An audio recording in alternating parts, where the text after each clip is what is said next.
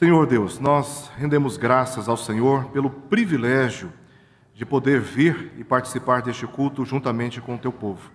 Obrigado pela oportunidade que temos também de exaltar o Teu nome através dos cânticos, certos de que Tu ouves as nossas orações e há de atender às nossas petições segundo a Tua boa vontade, e isso para nós é motivo de consolo, é motivo, ó Deus, de expectativa, porque só o Senhor sabe o que é melhor para nós. Agora te pedimos que através da exposição deste assunto, Tu fales aos nossos corações, nos instruas e nos ajude a compreender, ó Deus, esta que é uma esperança revelada pela Tua palavra a cada um de nós. Abençoa assim o Teu povo, nós oramos por isso em nome de Jesus. Amém, Senhor. Os irmãos, no princípio, o homem, ele peca contra o Senhor.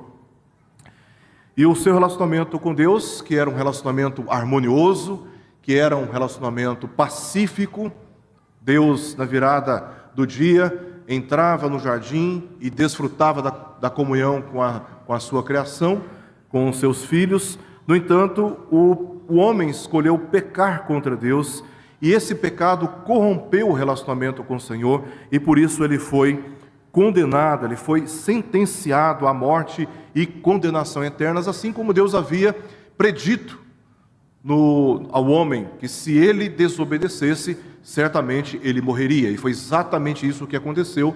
Deus, sendo justo, ele puniu o homem com a morte e a morte eterna.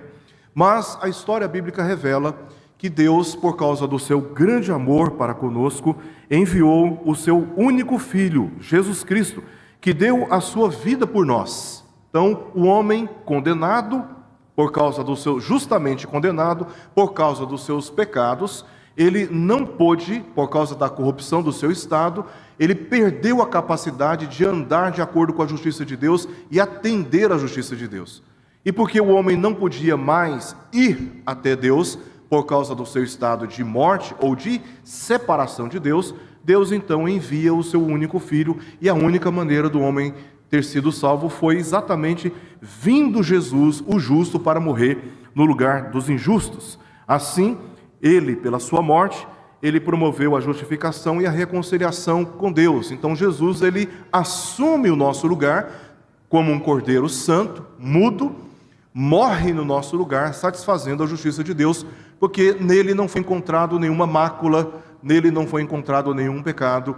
Ele foi o cordeiro perfeito que morreu no lugar de todos nós imperfeitos, e assim satisfez a justiça de Deus, e portanto, aqueles que depositam a sua fé em Jesus Cristo são reconciliados com Deus por meio da justificação. E esta é uma oferta da graça divina. Jamais pode ser conquistada ou conquistado este benefício da salvação por meio de disciplinas religiosas. Por mais que tenhamos boas intenções, todas as nossas obras, todos os nossos esforços, todas as nossas disciplinas religiosas, ainda que reconheçamos o seu valor, são insuficientes diante da exigente justiça de Deus. Então, a salvação, ela é resultado da graça divina, e ela é obtida por meio da fé em Jesus Cristo. No entanto, a Bíblia, ela exige de todos aqueles que conhecem a mensagem do Evangelho, que confessem os seus pecados, que reconheçam a sua incapacidade, que reconheçam a sua ofensa diante de Deus, tanto pelo estado espiritual, quanto pelas obras que este estado produz. Talvez alguém vai dizer: eu não faço nada que me torne ou que me faça ser reconhecido como uma pessoa ruim na sociedade. Nós reconhecemos muitas pessoas que andam de uma maneira íntegra, como muitos na história bíblica que foram chamados de justos e de íntegros pelo próprio Deus. Então, isso tem a ver com a sua capacidade de conter algumas obras, algumas palavras, de exercer domínio próprio. Uma coisa é uma coisa, outra coisa é outra coisa. Embora nós não estejamos praticando obras pecaminosas de modo persistente, porque lutamos contra essas obras, esse é o processo da nossa santificação, o nosso estado espiritual diante de Deus ainda é de imperfeição, ainda é de corrupção. Então, a Bíblia exige de todos nós que reconheçamos a nossa incapacidade de atender à justiça de Deus e a nossa desesperada necessidade de recebermos da parte do Senhor as suas muitas misericórdias. Fazendo isto, obviamente, no exercício da fé em Jesus Cristo. Eu não posso, Senhor, mas o teu Filho intercede por mim, ele morreu por mim. Então, tanto a confissão de pecados, como o exercício da fé, da confiança em Jesus, para obter do Senhor o perdão para esses pecados temporais que praticamos contra o nosso Deus, são exigências da palavra de Deus. Mas não apenas a confissão e o exercício da fé nas nossas orações, também o arrependimento, que é o abandono do pecado. Não adianta ao crente reconhecer o seu pecado e permanecer nele. Uma vez que ele reconhece que ofendeu a Deus, que ele transgrediu a lei de Deus, ele precisa agora fugir dessas obras, fugir dessas práticas. Embora não seja um processo simples, porque a nossa natureza deseja andar em pecado, em desobediência a Deus, somos encorajados pela palavra de Deus e na comunhão dos santos a resistirmos esta natureza, esse desejo de andar em pecado, em desobediência a Deus, para vivermos cada vez mais na presença e na comunhão com o Senhor, pela suficiente obra que o Senhor Jesus garantiu, de que podemos sim andar reconciliados com o Senhor. E o resultado final deste plano redentivo é a vida eterna. O texto de 1 João, capítulo 5, versos 11 a 13, nós lemos, e o testemunho é este, que Deus nos deu a vida eterna, e essa vida está no seu Filho. Aquele que tem o Filho tem a vida. Aquele que não tem o Filho de Deus não tem a vida. Essas coisas vos escrevi, a fim de saberdes que tendes a vida eterna. E vós outros que credes em o nome do Filho de Deus. A letra está verde aqui para mim, está um pouco difícil de ler, né? Então, o resultado final desta obra redentiva é a experiência eterna de viver na presença de Deus em um estado de perfeição. Esta é a esperança que nos aguarda. Essa é a esperança que nos está reservada, segundo diz o apóstolo Pedro na sua primeira epístola, no capítulo 1. E este, irmãos, é um assunto fundamental para a fé cristã.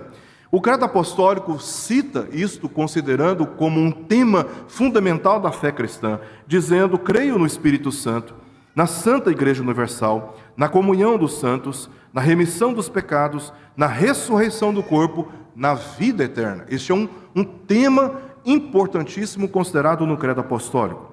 Na Confissão de Fé de Westminster, no capítulo 33, nós lemos: os justos irão então para a vida eterna, e receberão aquela plenitude de gozo e alegria procedente da presença do Senhor.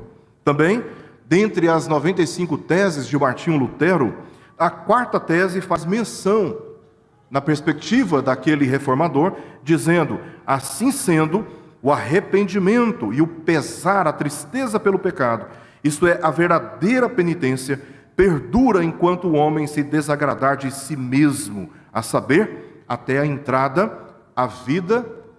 para a vida eterna.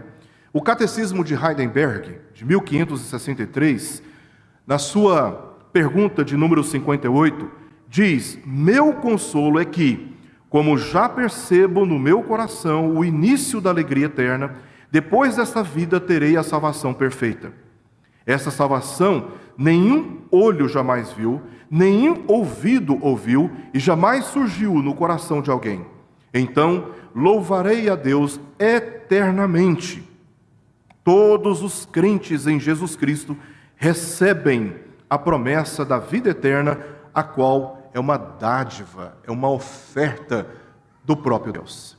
Veja, então, este assunto é de extrema importância para a fé cristã. É um dos fundamentos da fé cristã e é o que nos une como um só corpo, o corpo do Senhor Jesus Cristo. Entretanto, abordar este assunto, meus irmãos, não é uma tarefa simples, porque a vida é compreendida dentro dos limites do tempo.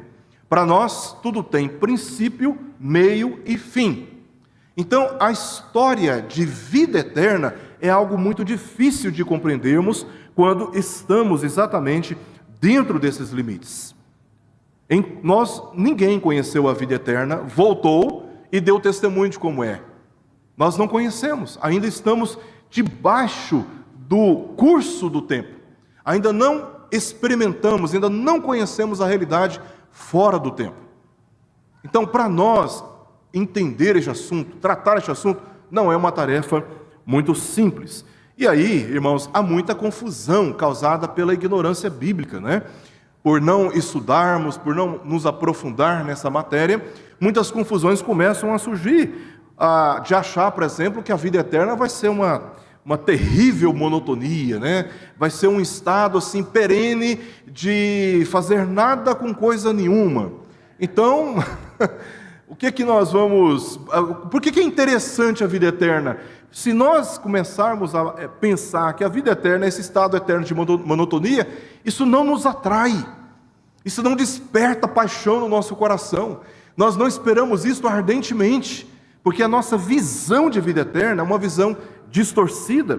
Também desocupação, achar que nós vamos ficar desocupados a vida inteira. Eu, por exemplo, sou muito agitado, né? Demais. Deus teve que dar uns freios aí na minha vida, aí, na minha história, para ver se eu consigo ficar um pouco mais sossegado, mas a minha mente é muito agitada. Então, a ideia de ficar assim num estado de desocupação é algo que me assusta. Eu estive com a minha mãe agora recentemente, lá em Itapuranga, a sua cidade natal. Ela comprou uma terra lá, estava me mostrando e tudo. Fomos lá para a beira do córrego, um lugar com sombra, aquele ar fresco. E aí eu falando para ela assim: mãe, aqui eu só conseguiria ficar um final de semana, né? Só um final de semana, eu com certeza vou desfrutar. Agora, ficar nesse estado aqui, mais do que isso, para mim seria muito difícil, né? Muito difícil. Então, pensar em vida eterna como um estado de desocupação, para quem está com a vida muito agitada, é assustador, né? É assustador. É a experiência de muitas pessoas que trabalharam a vida inteira, se aposentam e aí ficam sem saber o que fazer durante o dia, né? Muitos, inclusive, entram até em depressão. Então, pensar em vida eterna, nessa confusão teológica de que será um estado de desocupação, não é interessante para muitas pessoas. Outros pensam, né, viver nas nuvens, né, pulando as nuvens. Existe isso aí, muitos falam sobre isso, né? E algumas leituras equivocadas aqui do texto de Eclesiastes 9, 5 e também no verso 10, quando fala que para onde nós estamos indo não há inteligência, não há trabalho, né? Então, pegam um texto, interpretam de forma equivocada e afirmam muitas vezes publicamente de que a vida eterna com Deus será esse estado perene de monotonia, de desocupação, né? E de viver no meio das nuvens, né? Não é algo tão interessante exatamente por causa das confusões que surgem a partir da ignorância bíblica. Além disso, existem as heresias que são propagadas, gerando falsas expectativas nas pessoas, como, por exemplo, não haverá vida eterna. Morreu, a alma será extinta. Isso é uma heresia. Isso não fundamenta-se na palavra de Deus e, portanto, não deve ser admitido por nós nem com simpatia. Nem com simpatia. Então, nós excluímos totalmente a possibilidade de que após a morte a alma será extinta, porque este não é o testemunho que a Escritura dá sobre isso. Então, heresias correm por aí, tirando das pessoas essa esperança da vida eterna, que é a consumação da nossa salvação. Também que tudo se limita à vida terrena. Embora muitos não falem abertamente que a vida eterna não exista, pregam e ensinam multidões a concentrar a sua energia e toda a sua força em cultivar uma esperança terrena. E essa história da teologia da prosperidade, que engana as pessoas e desvia as pessoas da centralidade de Cristo, da necessidade de reconhecer e confessar os seus pecados, se arrependendo deles, e também de esperar pela vinda do Senhor Jesus, bem como a vida eterna, não é de agora. Isso é desde o dia dos apóstolos. Não foi à toa que o apóstolo Paulo disse: olha, se vocês acharem que a esperança se limita às coisas dessa terra, vocês são os mais infelizes de todos os homens. Então, a grande verdade, o apóstolo Pedro vai nos ensinar isso na sua primeira epístola, lá no capítulo 1, é que nós, a igreja, fundamentada pela palavra de Deus, precisamos olhar além.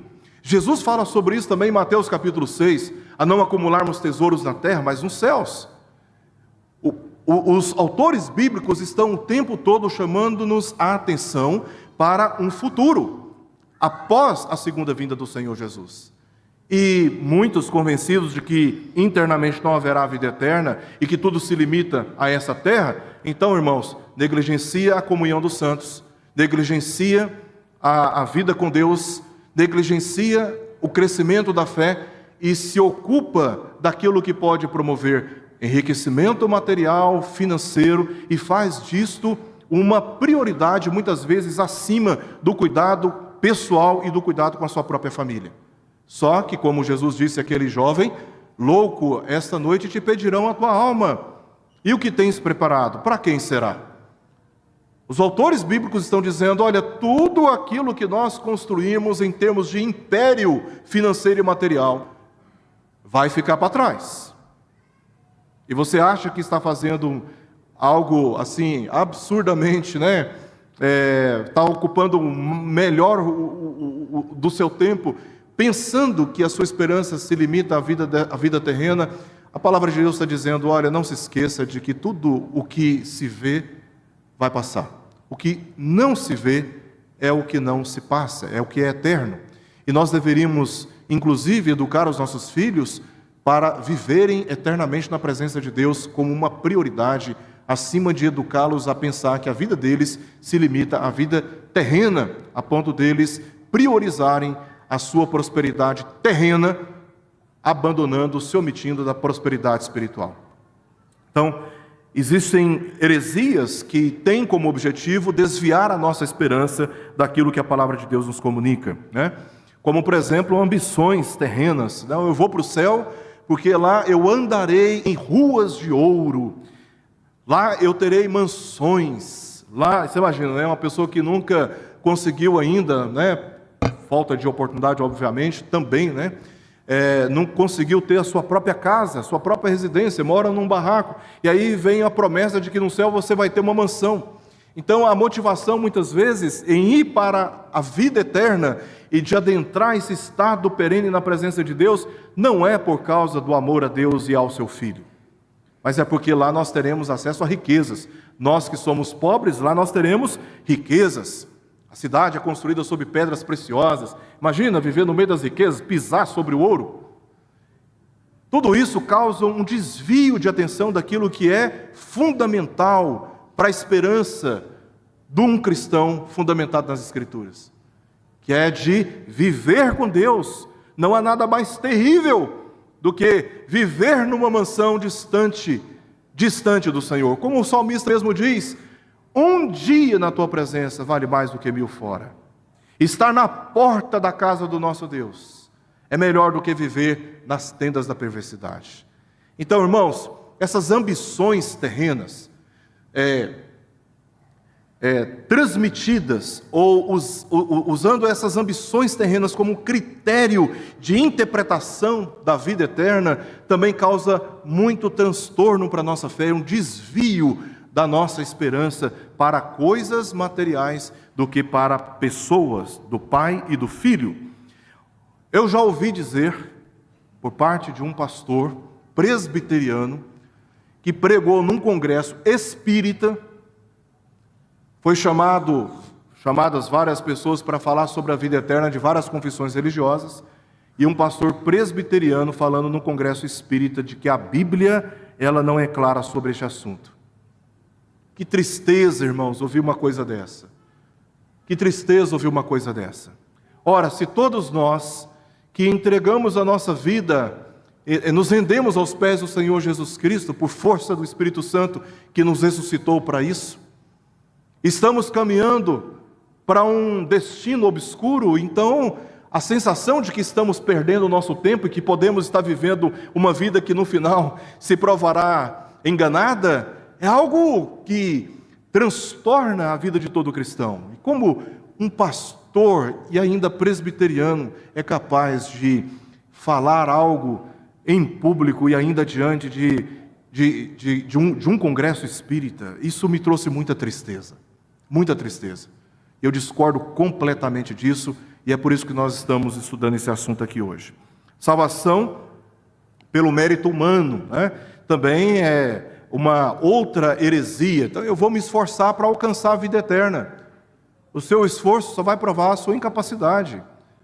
Ou você crê em Jesus Cristo e se entrega completamente a esta fé em Jesus Cristo e passa a andar nos caminhos dele, ou não pense você que há outro caminho, porque não há outro caminho.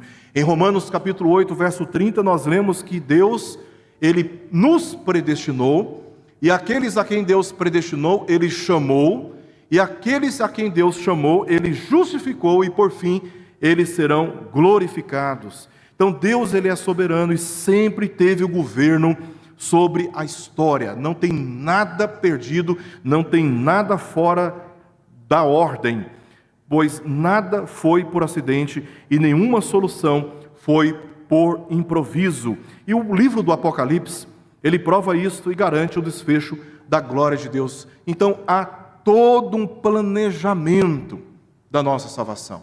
Por fim, a glorificação, quando receberemos um corpo semelhante ao corpo de Jesus e nunca mais sofreremos com a morte e os seus efeitos como resultado do pecado. Estaremos completamente, plenamente na presença de Deus, desfrutando das suas promessas. E a história bíblica, a teologia bíblica prova exatamente isso. No jardim, que era o lugar da habitação ou da relação pessoal e direta de Deus com a sua criação, a criação humana. Então lá nós vemos Deus mantendo comunhão com o homem, mas ao mesmo tempo como o pecado causou danos a esta relação. E a partir do momento que o pecado adentra a história humana e corrompe a natureza humana, e o homem perde a capacidade de se relacionar harmonicamente com Deus, ele, segundo nós vemos lá no capítulo 11, ele edifica uma torre para chegar até os céus. É o esforço humano, é o homem se unindo, tentando chegar até os céus. Primeiro, resistir qualquer punição da parte de Deus, porque diz o texto, são detalhes importantes, que eles pegam um barro e usam também, fazem o betume, que é para impermeabilizar, e uma torre bastante alta, né? Então, se Deus descumprisse a sua promessa de punir a humanidade com o dilúvio, e novamente o dilúvio fosse ser repetido, então dentro da torre eles estariam bem protegidos, daí porque o barro foi queimado e eles fizeram também betume para impermeabilizar aquela torre. Um estado de rebelião humana e uma tentativa humana, de num esforço humano, de chegar até os céus. É o homem tentando resolver o seu próprio dilema, como Adão e Eva, que cozeram folhas de figueira, fizeram cintas para si, tentando ocultar a sua própria vergonha. Mas, irmãos, esse é um projeto humano falível, esse é um projeto humano insuficiente. Lá em Êxodo capítulo 25, até o capítulo 30, vemos agora o tabernáculo, que diz o texto: e me farão um santuário para que eu possa habitar no meio deles. O homem sai do jardim por causa do pecado, tenta edificar uma cidade, uma torre, que foi um projeto falível, e Deus agora vem com a solução, o tabernáculo, para que ele possa habitar no meio novamente do seu povo. E tudo isso foi apenas sombra daquilo que estava por vir, porque nós lemos a história de Jesus em João capítulo 1, verso 14, e o verbo se fez carne e habitou entre nós, cheio de graça e de verdade, e vimos a sua glória, glória como do unigênito do Pai. É Deus voltando a se relacionar com o homem, é Deus através do seu Filho, habitando entre o seu povo novamente. O Éden, o homem foi expulso do Éden por causa das suas transgressões. Deus então ordena que seja edificado um tabernáculo, e esse tabernáculo era símbolo da presença de Deus entre os homens, como símbolo daquele que haveria de vir e pessoalmente, em carne e osso, habitasse no meio de nós, e o seu testemunho fosse reconhecidamente como testemunho do unigênito do Pai. Mais adiante vemos a esperança final da nova Jerusalém. Trata-se da casa do Pai, conforme lemos nas palavras de Jesus em João capítulo 14, verso 2. Ele diz: na casa do meu Pai há muitas moradas, se assim não fora, eu vou-lhe teria dito. E aí a promessa é que ele irá, e quando ele voltar, ele voltará para nos receber, para que onde ele está, não estará, onde ele está, ou seja, na presença de Deus, estejais vós também. Então a promessa é exatamente essa, que a Nova Jerusalém será a consumação final desta obra de redenção. Então esta é a realidade da perfeição e da completa ausência do pecado. Nós lemos em Apocalipse capítulo 21, versos 2 a 4. Vi também a cidade santa, a nova Jerusalém, que descia do céu, da parte de Deus, ataviada como noiva, adornada para o seu esposo. Então os homens... então ouvi grande voz vinda do trono, dizendo: eis o tabernáculo de Deus com os homens, Deus habitará com eles. Eles serão povos de Deus, e Deus mesmo estará com eles, e lhes enxugará dos olhos toda a lágrima, e a morte já não existirá, já não haverá luto, nem pranto, nem dor, porque as primeiras coisas passaram. Esta é a cidade redimida da rebeldia. O homem tenta edificar uma cidade e uma torre naquilo que Deus deu o nome de Babel. E também esta é a cidade redimida da idolatria e da arrogância humana, porque o texto de Apocalipse está no contexto verificando exatamente Babilônia como uma cidade edificada pela idolatria e pela arrogância humana. Ao contrário de tudo isto, a despeito de todos esses esforços e perversidades humanas de tentar alcançar a sua própria salvação, em desprezo à fé em Jesus Cristo, a Nova Jerusalém, ela é redimida pelo sangue do Cordeiro. Então, Jesus é a causa da vida eterna, Ele a prometeu, ela é uma oferta da graça de Deus, a Bíblia garante a vida eterna e nós podemos confiar nessa esperança, porque ela está claramente exposta na Escritura como uma garantia. Estevão viu esta glória antes da sua morte. Alguns anos agora atrás, eu me despedi de um amigo, que para mim era mais do que um amigo, era um irmão, e pouco antes da sua morte, na UTI, ele estava dizendo para a esposa, né? Ela estava falando assim: olha, eu estou sentindo uma paz, uma alegria, uma voz bem baixinha, e ele falando: estou sentindo uma alegria muito grande, né? E aí, com essas palavras, ele expirou. É como se ele já estivesse experimentando esse gozo da presença de Deus. E Estevão, muito próximo da sua morte, tomando pedradas de todos os tamanhos e de todos os lados, sendo ali martirizado por causa da sua fé, testemunhada diante daqueles judeus, ele viu esta glória. Paulo recebeu revelações dessa glória quando ele esteve ele diz, no corpo ou fora do corpo, eu não sei, foi algo sobrenatural. Ele teve revelações no terceiro céu desta realidade, e João a descreveu nos capítulos 21 ao capítulo 22 de Apocalipse. Então nós temos a descrição do que será a vida eterna com Deus, especialmente nós temos uma densidade de informações nos capítulos 21 a 22 de Apocalipse. Mas afinal de contas, o que é a vida eterna? Essa expressão vida eterna ocorre no Antigo Testamento apenas em Daniel capítulo 12, verso 2, onde nós lemos: muitos dos que dormem no pó da terra ressuscitarão, uns para a vida eterna e outros para a vergonha e horror eterno. Algo que nós estaremos estudando no próximo estudo. Então, a primeira vez que é mencionada vida eterna no Antigo Testamento é aqui nessa passagem de Daniel. O seu conceito está presente desde o início da criação. Entretanto, está presente desde o início da criação. Ela é mais frequente no Novo Testamento, obviamente, e abrange todo o futuro dos redimidos, contrapondo o castigo eterno dos incrédulos. É a glória final dada aos crentes em Jesus, também chamado de sábado, o tempo do descanso. Como lá em Mateus capítulo 12, Jesus ele se apresenta como não apenas maior do que o templo. Jesus se apresenta como aquele que é o Senhor do sábado. Por isso que ele está dizendo: olha, todos vós que estáis cansados e sobrecarregados, tomai sobre vós o meu jugo. Então, e aí no final ele diz: e alcançareis o descanso. E aí a resposta é porque Ele é o Senhor do sábado. Ele tem o poder sobre a eternidade com Deus. E é Ele quem oferece, é Ele quem garante esse descanso também chamado de sábado.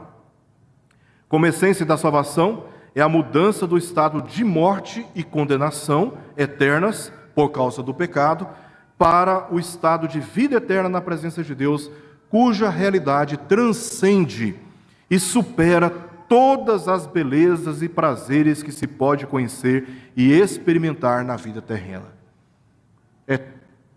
Por mais que nós encontremos beleza nas pessoas, por mais que nós encontremos beleza neste mundo, e olha que quem assiste aqueles documentários, né, da BBC de Londres e também da National Geographic, nós ficamos assim realmente encabulados com tanta beleza, com tanta inteligência, com tanta musicalidade nas funções harmônicas de toda a criação neste mundo.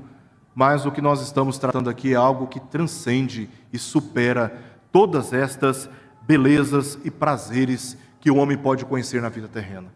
Se você acha que a sua vida está boa, você pode ter certeza que ela será muito, mas muito melhor na vida eterna com Deus. Muito melhor. De maneira que talvez, se pudesse olhar para trás, você sentiria até vergonha de achar que você tinha uma vida boa. Porque o que Deus promete para nós, irmãos, é algo extremamente prazeroso de estar na presença de Deus, longe das fadigas da vida terrena. Lá em 2 Coríntios, capítulo 4, verso 17 ao verso 18, Paulo reflete sobre isso, dizendo: porque a nossa leve e momentânea tribulação produz para nós eterno peso de glória acima de toda comparação. Não tem comparação. Não tem nem como comparar, você não tem parâmetro o que Deus está prometendo para todos nós. Como a Bíblia descreve a vida eterna? Então, primeiramente, vamos ver aqui algumas descrições do livro do Apocalipse. Os crentes precisavam estar convictos no meio das tribulações. Você lê o livro de Apocalipse, você tem lá primeiramente a revelação de Jesus no capítulo 1, a apresentação de Jesus como aquele que é a fonte da revelação. Aí você tem os capítulos 2 e 3, onde Jesus, por meio de João, destina cartas às 7 igrejas da Ásia Menor. Essas cartas trazem mensagens particulares para cada uma daquelas igrejas, cujas mensagens são também destinadas à igreja de uma forma mais abrangente. Aquele que tem ouvidos, ouça o que o Espírito diz às igrejas. Começa falando de uma igreja particular, mas termina dizendo que a mensagem é para as igrejas, pelo Espírito também. Então, há mensagens ali sendo transmitidas a todas as igrejas. Aí, capítulo 4, João tem a visão daquele que está sentado no trono e é adorado diuturnamente, se referindo ao Deus Pai. No capítulo 5, o Cordeiro, que foi encontrado digno de tomar o livro da mão direita daquele que está sentado no trono e abrir os selos, e aí toda a criação rende louvores pelos séculos dos séculos a Jesus Cristo, o único digno de louvor e adoração. Quando você vai para o capítulo 6 de Apocalipse, começa então a narrativa, não apenas agora do céu, agora a narrativa paralela à narrativa da terra, das tribulações. E como o livro da história da redenção, aberto por Jesus Cristo, como se desencadeia desde o princípio, desde Gênesis, como se desencadeia todos os eventos de punições e ao mesmo tempo de redenções do povo de Deus, culminando lá na glória celestial nos capítulos 21 ao capítulo 22.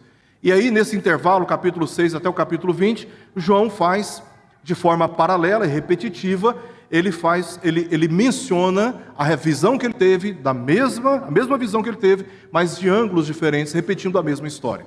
O que o livro de Apocalipse, como ele está organizado, ele nos mostra?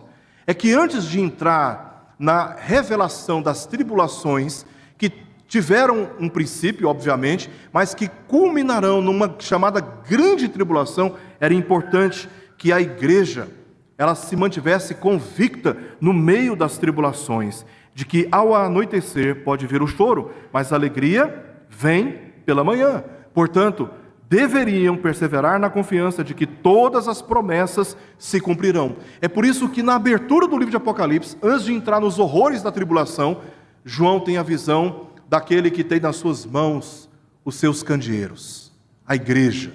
Ele está reinando no meio do seu povo e ele tem o governo sobre o seu povo, ele é o cabeça da igreja.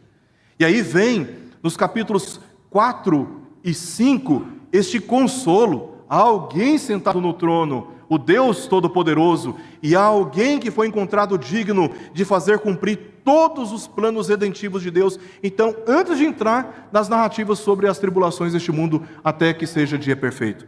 Isso é importante porque, apesar das tribulações serem muitas vezes intensas para todos nós, as dores, os lutos, nós mantermos convictos de que aquele que fez a promessa é fiel para cumprir, e o que nos aguarda além desse deserto, além dessas tribulações, é a paz com Deus, é a vida eterna com o Senhor. Então é como se João estivesse dizendo: olha, eu vou dizer para vocês o que vai acontecer neste mundo do ponto de vista da punição de Deus contra essa sociedade pecaminosa e rebelde. E vocês, atravessando neste mundo, fiquem firmes, porque no final vocês serão recebidos na sua glória. Então, lá no capítulo 2, no início nós já temos algumas promessas que são feitas, as quais serão cumpridas. Eles se alimentarão da árvore da vida, não sofrerão dano da segunda morte, se referindo a esse estado eterno de condenação. Receberão do maná escondido e uma pedrinha branca com um novo nome. Todas essas promessas se encontram nas 7 cartas às igrejas da Ásia Menor. Receberão autoridade sobre as nações. Receberão vestiduras brancas, e seus nomes de modo nenhum serão apagados do livro da vida. Serão colunas perpétuas no santuário de Deus, e terão sobre eles o nome de Deus, da cidade de Deus e de Cristo. E também se assentarão com Cristo no trono, e reinarão pelos séculos dos séculos. Essas são as promessas feitas àquelas igrejas, naquele tempo, e que pelo Espírito chega até nós, como mensagens atualizadas para serem consideradas no meio das nossas tribulações. Então, os santos são simbolizados como noiva de Cristo. Você lê Apocalipse capítulo 21, versos 1 ao verso 8, inicialmente a igreja é descrita como uma noiva de Cristo. Mas também, a partir do verso 9, João faz esta leitura. Vamos abrir Apocalipse capítulo 21. João mesmo faz essa transição.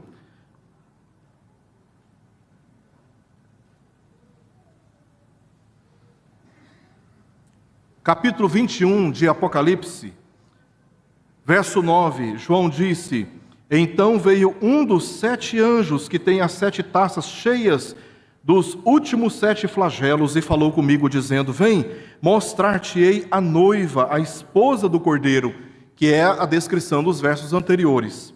Aí o verso 10 ele diz: e me transportou em espírito até a uma grande e elevada montanha, e me mostrou a cidade santa, Jerusalém, que descia do céu da parte de Deus. Mas antes, essa cidade, ela é indicada, no verso 9, como a noiva, a esposa do Cordeiro.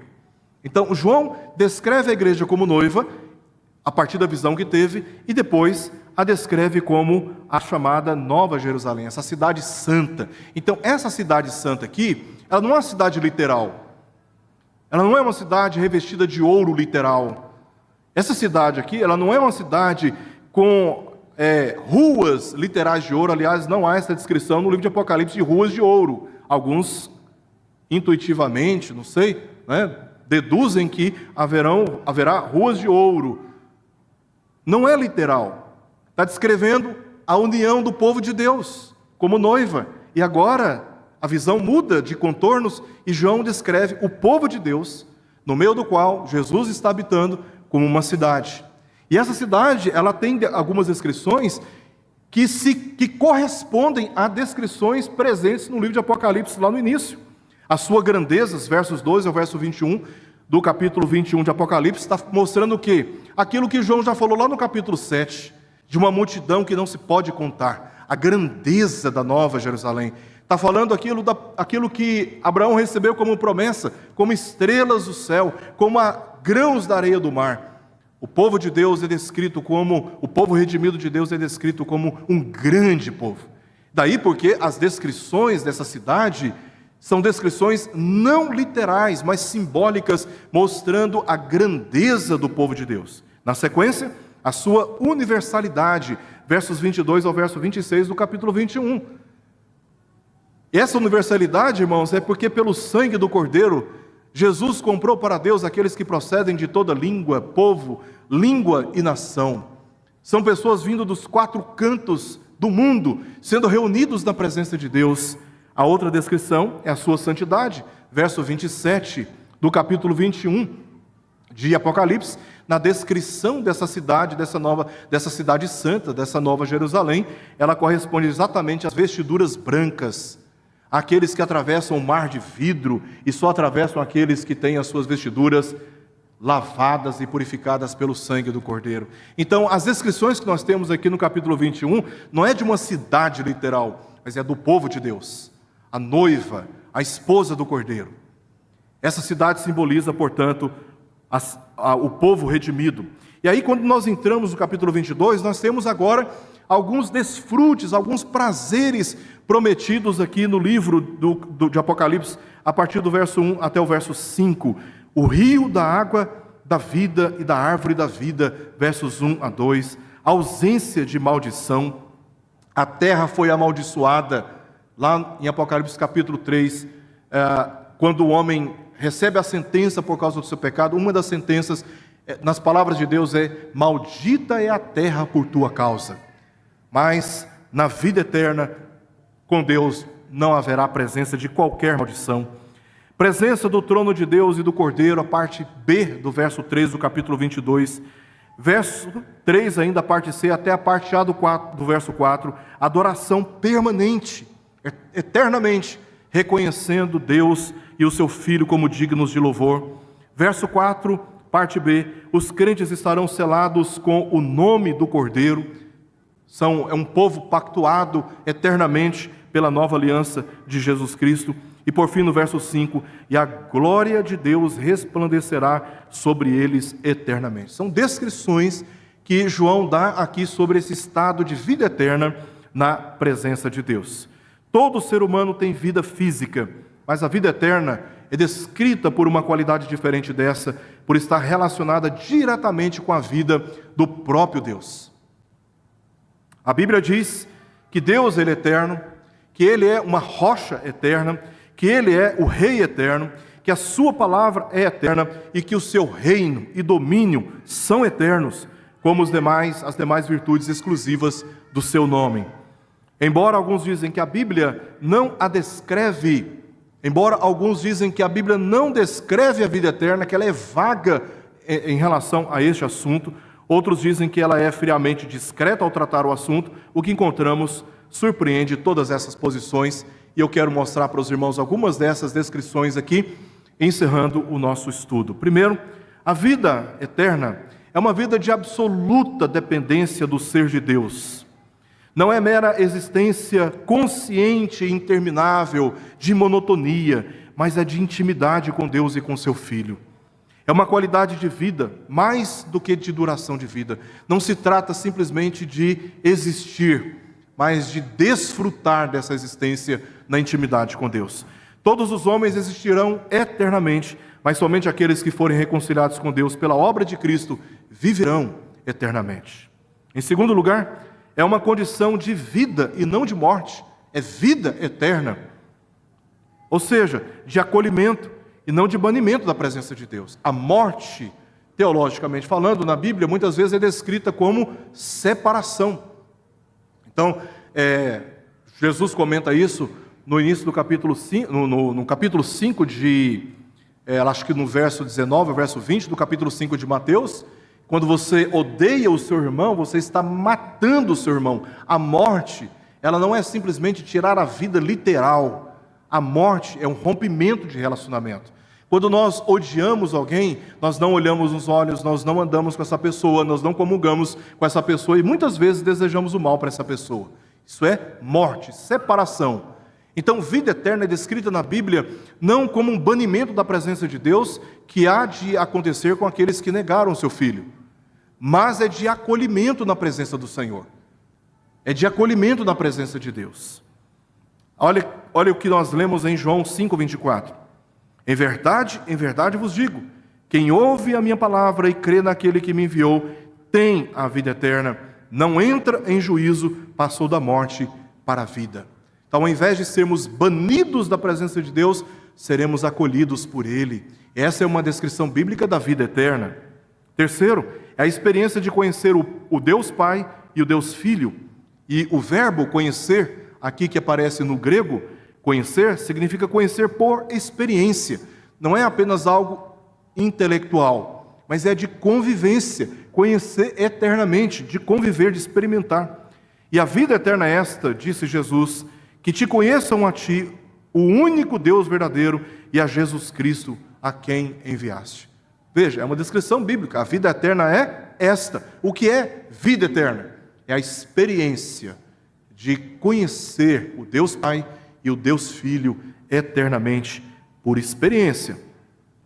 Em quarto lugar, é uma dádiva de Deus, não uma conquista humana. Nós não conquistamos a vida eterna, nós recebemos a vida eterna. João 10:28 diz: eu lhes dou a vida eterna. Palavras de Jesus. Jamais perecerão e ninguém as arrebatará da minha mão. Em Romanos 6:23 lemos: o dom, a dádiva, a oferta de Deus é a vida eterna em Cristo Jesus, nosso Senhor. Então é um presente que Deus nos dá. E olha que presente, hein? Olha que presente que o Senhor nos dá. A vida eterna é o fruto da graça de Deus. Em quinto lugar, ela começa no presente. Ela não é uma expectativa e uma experiência futura apenas. Ela já pode ser experimentada no presente, diz as Escrituras. Verso 36 do capítulo 3 do Evangelho de João: por isso quem crê no Filho tem, não terá, já tem a vida eterna. O fato de estarmos em comunhão com Deus, o adorando, vivendo na comunhão dos santos, nós estamos no período de ensaio. Esse é o prelúdio da vida eterna, meus irmãos. A experiência de estarmos reunidos na casa de Deus, adorando ao Senhor, é um prelúdio daquilo que será experimentado no futuro plenamente. Em João 5:24 lemos: quem ouve a minha palavra e crê naquele que me enviou, tem a vida eterna, não entra em juízo, mas passou da morte para a vida. Já tem a vida eterna. Nós já herdamos essa promessa e já estamos desfrutando dela. Em sexto lugar, é a eterna segurança e plena comunhão com Deus. Em Lucas 23, verso 43, Jesus prometeu àquele transgressor, dizendo: em verdade te digo que hoje estarás comigo no paraíso. Então a alma não é extinta. A alma não é extinta. Jesus prometeu: hoje mesmo estarás comigo no paraíso. Versos 1-3 do capítulo 14 do Evangelho de João: voltarei e vos receberei para mim mesmo, para que onde eu estou estejais vós também. É uma garantia. Filipenses 1:23: tendo o desejo de partir e estar com Cristo, o que é incomparavelmente melhor. Não há nada que podemos conhecer neste mundo que possa ser comparado à glória que nos está reservada, de estar em plena comunhão com Deus. Que maravilha! Sétimo, é uma condição totalmente livre do domínio e dos efeitos do pecado, incluindo aqui o luto, o pranto e a dor. Em Apocalipse 21, versos 3-6, nós lemos: então, ouvi grande voz vinda do trono dizendo: eis o tabernáculo de Deus com os homens, Deus habitará com eles, eles serão povos de Deus, e Deus mesmo estará com eles, e lhes enxugará dos olhos toda lágrima, e a morte já não existirá. Já não haverá luto, nem pranto, nem dor, porque as primeiras coisas passaram. Essa é a promessa. Nós nunca mais teremos que sofrer com o pranto, com o luto, com a dor, que são efeitos do pecado. Na experiência humana, todos nós estamos sujeitos à morte e aos seus efeitos. Mas no dia de Cristo, tudo isso cessará. E a promessa é que na vida eterna estaremos completamente livres desses efeitos do pecado. Em oitavo lugar, é uma condição de descanso das fadigas. Hebreus 4, 9-10 nós lemos: portanto, resta um repouso para o povo de Deus, porque aquele que entrou no descanso de Deus, também ele mesmo descansou de suas obras, como Deus das suas. Depois, em Apocalipse 14, 13, lemos: então ouvi uma voz do céu dizendo: escreve, bem-aventurados os mortos que desde agora morrem no Senhor. Sim, diz o Espírito, para que descansem das suas fadigas, pois as suas obras, como testemunho da fé em Jesus, os acompanham. Então, o que será a vida eterna? Uma das descrições que a Bíblia nos dá, será um estado de descanso dessas fadigas da vida terrena, e a Bíblia, obviamente, não está se referindo apenas às rotinas de levantar cedo e dormir tarde, depois de tantas atividades feitas durante o dia, mas de como o pecado, ele oprime e não nos deixa descansar a alma, não nos deixa viver em paz com Deus. É cansativo, é uma luta terrível ver filhos extraviados, cônjuges extraviados, ver a nossa luta contra o pecado, querendo fazer o mal, mas mais desejando o mal, querendo fazer o bem, mas nos sentindo mais desejosos de fazer o mal. É uma luta para todo cristão, o que o pecado faz com a nossa alma. Mas no dia de Cristo, essas lutas cessarão e entraremos num estado de descanso. Não teremos mais que nos preocupar com o pecado, porque nunca, jamais haverá possibilidade de cairmos do nosso estado de perfeição na presença de Deus. Então será um estado de descanso das nossas fadigas. Em nono lugar, é um estado de imortalidade e glória. Passagens como Romanos 5,17 nós lemos: muito mais os que recebem a abundância da graça e o dom da justiça reinarão em vida por meio de um só, a saber, Jesus Cristo. 1 Coríntios capítulo 15, versos 54 a 55. E quando este corpo corruptível se revestir de incorruptibilidade, e o que é mortal se revestir de imortalidade, então se cumprirá a palavra que está escrita: tragada foi a morte pela vitória. Em 2 Timóteo capítulo 1, versos 9 a 10, nós lemos: graça que nos foi dada em Cristo Jesus, antes dos tempos eternos, e manifestada agora pelo aparecimento de nosso Senhor Jesus Cristo, do nosso Salvador, Cristo Jesus, o qual não só destruiu a morte, como trouxe à luz a vida e a imortalidade mediante o Evangelho. Será um estado de imortalidade e glória, e por fim, será a vida sem fim, cuja condição é de perfeição superior ao estado de Adão, pois não haverá qualquer possibilidade de queda no pecado, uma vez que Cristo, como representante da nova criação, é o perfeito Adão. Essa é a nova criação, em Cristo Jesus. Em Apocalipse 21, 27, nós lemos: nela nunca jamais penetrará coisa alguma contaminada, nem o que pratica abominação e mentira, mas somente os inscritos no livro da vida do Cordeiro. Em Apocalipse 22, 3 a 5, nós lemos: nunca mais haverá qualquer maldição, nela estará o trono de Deus e do Cordeiro. Não haverá qualquer possibilidade de queda no pecado novamente. Totalmente superior em relação à condição de Adão no princípio. Para resumir, a vida eterna é uma vida de absoluta dependência do ser de Deus, é uma qualidade de vida mais do que uma duração de vida. A vida eterna é uma condição de vida e não de morte, ou seja, de acolhimento e não de banimento da presença de Deus. A vida eterna é a experiência de conhecer o Deus Pai e o Deus Filho sem fim. A vida eterna é uma dádiva de Deus, não uma conquista humana. A vida eterna é desfrutada hoje e será plenamente no futuro. A vida eterna é uma condição de segurança permanente e permanente comunhão com Deus. A vida eterna é uma condição totalmente livre do domínio e dos efeitos do pecado. A vida eterna é uma condição de descanso das fadigas. A vida eterna é um estado de imortalidade e glória. A vida eterna é vida sem fim, em condição superior à de Adão antes do pecado. Para terminar, como nós podemos lidar com este assunto? Apenas 3 considerações rápidas aqui. A promessa da vida eterna é dada aos que creem em Jesus, reconhecendo e se arrependendo dos seus pecados.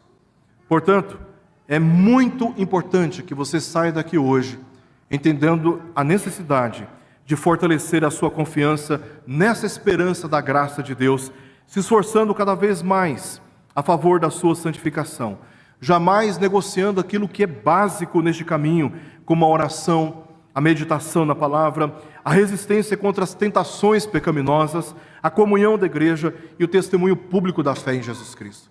Jamais negocie aquilo que é básico na sua relação com Deus, mantendo a sua confiança nessa graça divina, não a recebendo em vão, pelo contrário. Identifique as heresias, uma vez que você entende biblicamente esse assunto, agora você pode identificar as heresias deste tempo pelo conhecimento da palavra de Deus, a fim de permanecer fiel no caminho, permanecendo fiel no caminho do Senhor. Não tema a morte física, porque Cristo nos deu vitória sobre ela, por isso ela não poderá nos impedir de estar com o Senhor. Não precisa ter medo da morte, meus irmãos, nós não precisamos ter medo da morte. Nós podemos até ter medo de como nós morreremos, né? Se em sofrimentos ou se adormecendo, mas jamais podemos ter morte do que está além dela, porque o que nos aguarda é a esperança garantida pelo Senhor Jesus Cristo. E é com essas palavras que eu quero encerrar este estudo. 1 Pedro 1, de 3 a 5. Bendito o Deus e Pai de nosso Senhor Jesus Cristo, que segundo a sua muita misericórdia, nos regenerou para uma viva esperança, mediante a ressurreição de Jesus Cristo dentre os mortos, para uma herança incorruptível, sem mácula, imarcessível, reservada nos céus para vós outros que sois guardados pelo poder de Deus, mediante a fé, para a salvação preparada para revelar-se no último tempo. Esta é a esperança que o Senhor nos dá mediante a sua palavra. E haveremos, meus irmãos, de um dia todos nós estarmos juntos na presença do Senhor, e é isso que deve arder no nosso coração como esperança eterna.